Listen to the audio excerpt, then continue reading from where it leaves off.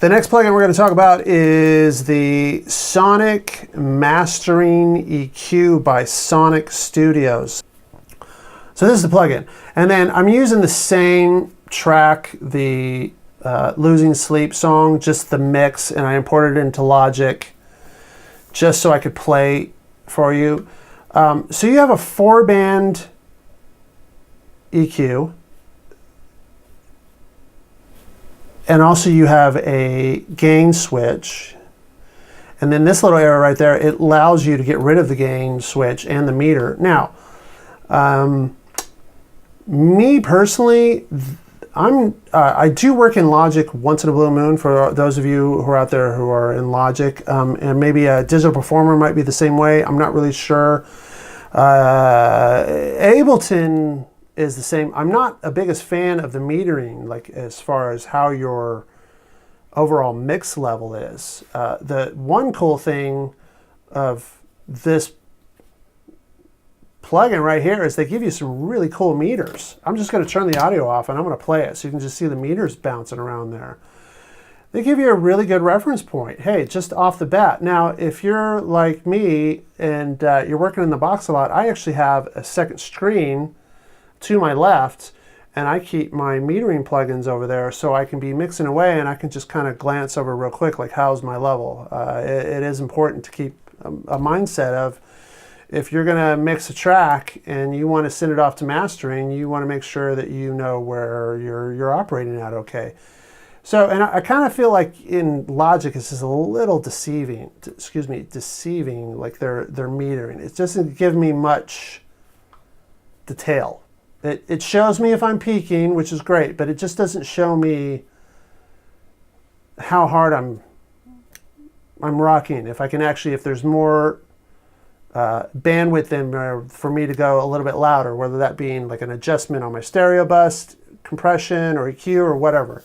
So in this case, I'm going to turn my audio back on. I'm going to play the track for you for just a second.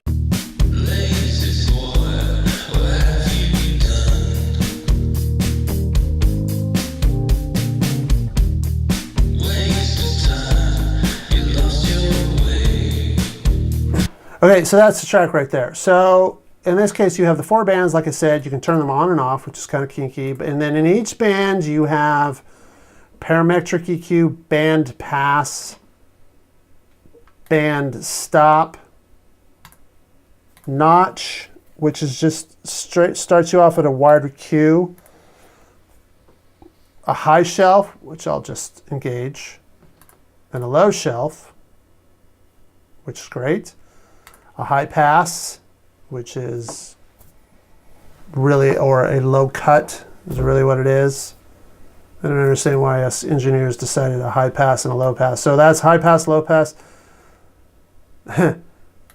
DC block, which is supposed to help you get rid of DC or direct current, information in there.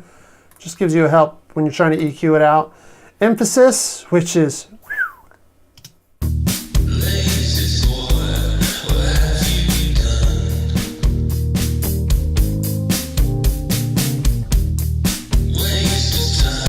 kind of cool. That's emphasis. Then de-emphasis, which is killing everything about 1K-ish. That's the Sonic Mastering EQ in a nutshell. The fact that you do have 4 bands, you have tons of options with the whether it's a shelf, a low shelf, a high pass, or a low pass. Parametric EQ, band pass, band stop. There's so many options for you to get your hands dirty and carve stuff out. And then keep in mind, hey, you just want to use this particular plugin just as a low cut or a high pass filter sometimes on various instruments where there's a lot of low end noise rumble that's the microphones are picking up like 40 hertz where your speakers are just kind of great for that. So happy carving. Good luck.